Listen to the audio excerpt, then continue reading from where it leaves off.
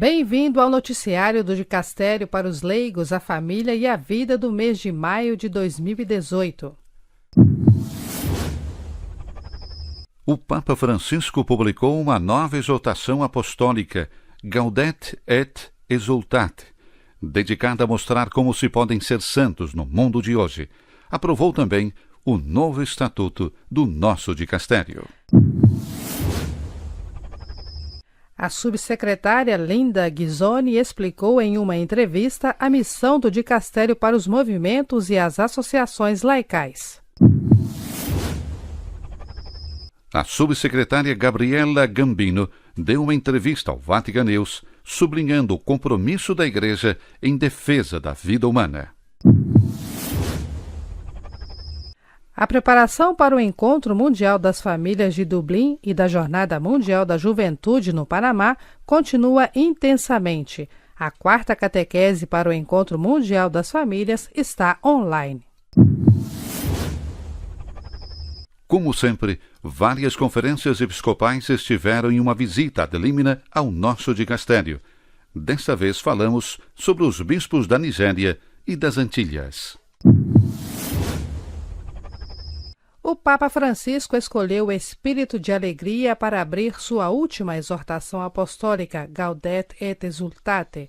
Este é o título do documento que recorda as palavras que Jesus aborda para aqueles que são perseguidos ou amaldiçoados por sua causa. Nos 5 capítulos que correspondem a 44 páginas e 177 parágrafos, o Papa Francisco não escreve um tratado sobre a santidade com tantas definições e distinções, mas esboça uma maneira de fazer soar o apelo à santidade novamente, indicando os seus riscos, os seus desafios e as suas oportunidades. O Papa fala de chamado à santidade no primeiro capítulo. Então ele fala dos inimigos da santidade, gnosticismo e pelagianismo. No terceiro capítulo, ele se concentra nas teorias da santidade. No quarto capítulo, Francisco analisa as características indispensáveis para compreender o estilo de vida da santidade e conclui, no quinto capítulo, convidando ao combate contra o maligno, que, escreve ele, não é um mito, mas um ser pessoal que nos atormenta. Como escreve o Papa, para um cristão não é possível pensar na própria missão sobre a terra sem concebê-la como um caminho de santidade. Essa última é feita de pequenos gestos diários. Em particular, Francisco pede cuidados para os jovens, muitas vezes expostos, ele sublinha, a um constante zapping em mundos virtuais distantes da realidade. Além disso, o Santo Padre aprovou o novo Estatuto ad Experimentum deste dicastério, que entrou em vigor em 13 de maio. De acordo com os novos estatutos, as competências do dicastério são aquelas que pertencem à Sé Apostólica para a promoção da vida e do apostolado dos leigos, para a pastoral juvenil, a família e a missão, de acordo com o plano de Deus, e para a proteção e o suporte da vida humana. A subsecretária Linda Ghisoni declarou recentemente em uma entrevista, citando o cardeal Farrell, que o dicastério pode ser definido como um canteiro de obras onde se trabalha a serviço dos leigos, da família e da vida, com uma estreita interligação entre essas 3 dimensões. Como poderíamos falar de família sem considerar a vocação batismal dos leigos, sem pensar na formação dos leigos? Como podemos falar da vida humana em todas as suas declinações e desafios educacionais nessa área, sem considerar os jovens, os idosos, a mulher e o homem em seu relacionamento dentro da família, da igreja, da sociedade? Afirmou a subsecretária Ghisoni. O encontro com as associações, os movimentos, as comunidades que pertencem ao nosso dicastério, acrescentou ele, constitui uma parte importante do nosso trabalho diário. Constantemente, recebemos associações e agregações leigas por várias razões. Por exemplo, por ocasião da aprovação de seus estatutos, quando são erigidos em uma associação internacional de fiéis. Nós os recebemos quando, após dificuldades, problemas internos pelos quais algumas associações passaram, eles enfrentam um renovado discernimento em relação à sua identidade.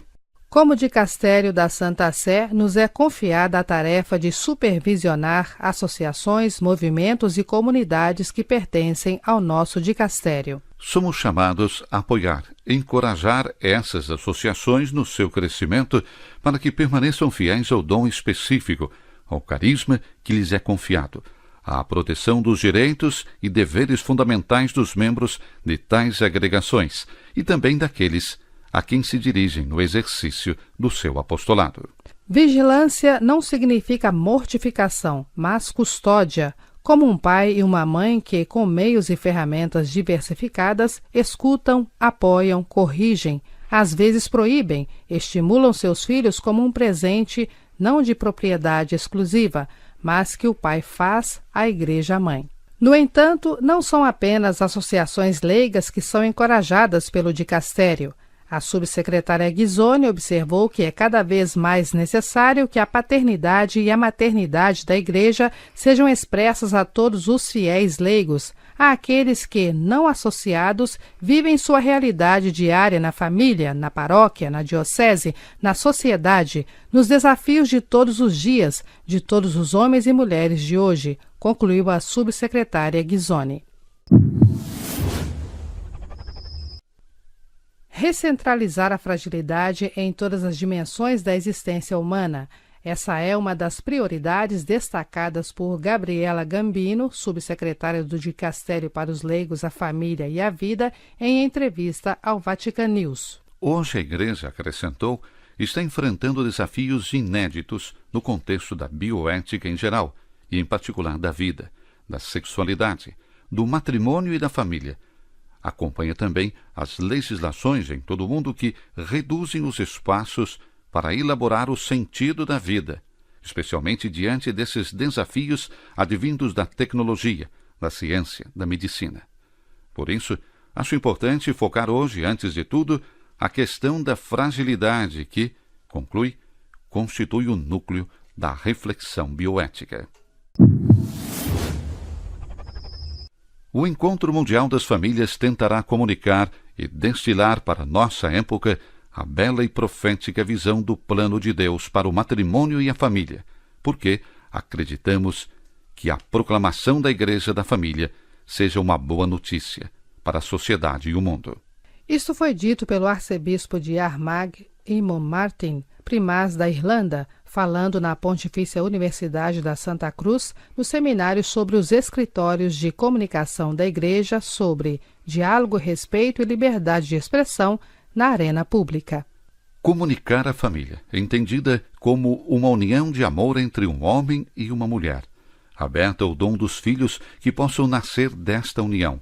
Pode parecer cada vez mais contracultural em muitas partes do mundo, inclusive na Irlanda, declarou Martin, acrescentando que, para comunicar esta visão da família, o melhor caminho é através das famílias, que não são apenas objeto do ministério pastoral da Igreja e da evangelização, mas poderosos agentes de evangelização. A Igreja de Sydney está a todo vapor em vista de dois grandes eventos, o Encontro Mundial das Famílias e a Jornada Mundial da Juventude. Para o evento em Dublin, explica o arcebispo metropolitano de Sydney e primaz da Austrália, Dom Anthony Fisher, em uma breve entrevista aos franciscanos de Maria, estamos nos preparando principalmente, nomeando famílias para enviar para a Irlanda, e antes da partida, estamos investindo muito na preparação pastoral. Sobre o Panamá, o arcebispo enfatiza que muitos jovens deixarão Sydney para experimentar a maravilhosa alegria da fé, expressa em compartilhar com milhões de outros jovens de todo o mundo. Está no ar o 4º clipe artístico acompanhado do itinerário de catequeses para o Encontro Mundial em Dublin. E todos os que ouviam ficavam maravilhados com a sua inteligência e as suas respostas. É nesta frase evangélica que surge o 4º clipe artístico de preparação para o Encontro Mundial das Famílias de Dublin. A trilha sonora é a meditação para violino e orquestra da comédia lírica em 3 atos de Jules Massenet, Thaís.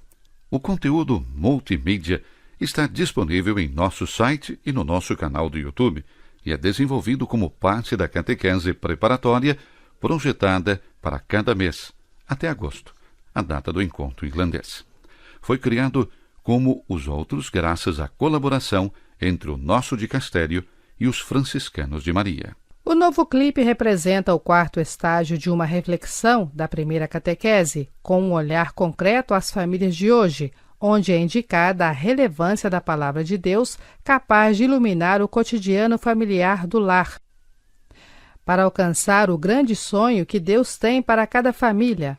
Lá também e aqui chegamos à quarta catequese, onde as fragilidades e as fraquezas parecem infringi-lo. Combinados com as catequeses como instrumento ágil e agradável para ser usado na família ou na paróquia, os clipes em 5 idiomas, com duração de cerca de 5 minutos cada, oferecem um entrelaçamento do texto do Evangelho. O itinerário musical flanqueado por Marco Tibaldi, consultor teológico para o projeto Il Grande Mistero, e uma faixa realizada em concerto pelo maestro Andrea Bocelli na Sagrada Família, em Barcelona. Por 2 dias consecutivos, nos dias 24 e 25 de abril, nosso dicastério recebeu um grande grupo de bispos da Nigéria em sua visita ad limina apostolorum a Roma. Com quase 200 milhões de habitantes, dos quais cerca de 20% são católicos, a Nigéria abriga a comunidade católica mais populosa de todo o continente africano.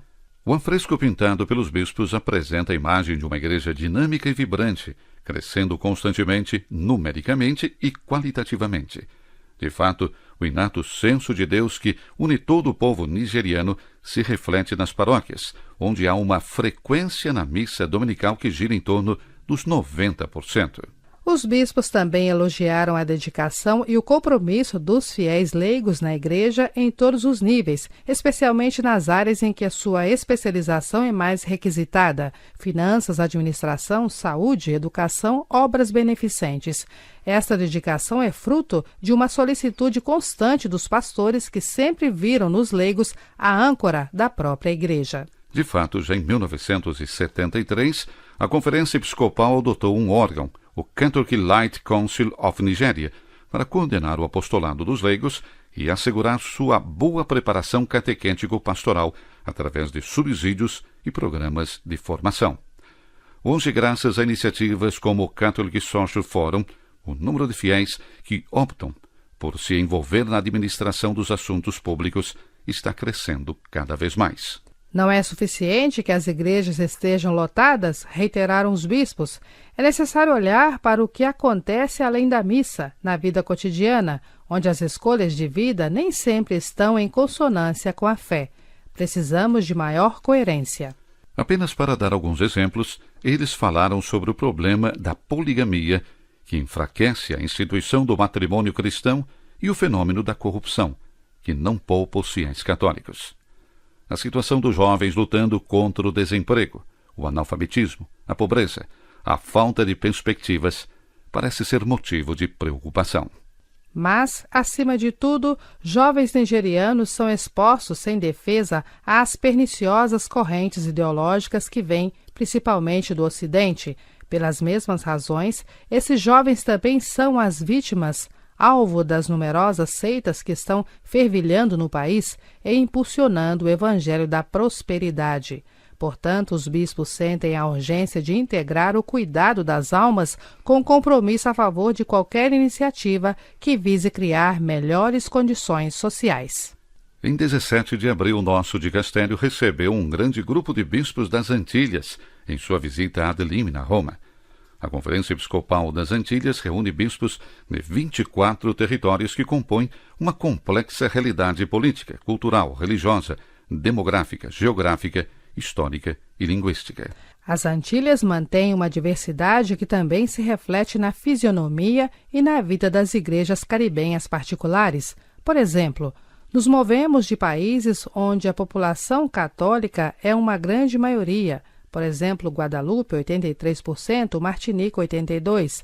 Para outros em que os católicos são uma pequena minoria, Ilhas Caimã, 3,6%, Jamaica, 2,7%. Apesar dessas diferenças, os países são afetados por males comuns: a disseminação de seitas, a secularização, a crise da família, o declínio das vocações, a preocupação com jovens, as tensões sociais, a pobreza, as mudanças climáticas e, sobretudo, os estigmas ainda não curados do tráfico de escravos. Para enfrentar alguns desses desafios, a Igreja nas Antilhas há muito tempo desenvolveu uma longa tradição de formação de leigos, oferecendo-lhes numerosos cursos que vão da liturgia à comunicação, passando pela Bíblia. Nesse sentido, é digno de nota o ambicioso plano pastoral de 10 anos adotado pela AEC, 2016-2026, que visa a formação bíblica sistemática de leigos de todas as faixas etárias. A cada 3 anos, os jovens são chamados a aprofundar sua fé, cimentando-se no estudo de um documento do magistério. Essa experiência revela-se muito útil para que se familiarizem com o pensamento da Igreja. Durante o encontro, a preparação pelas famílias ressoou.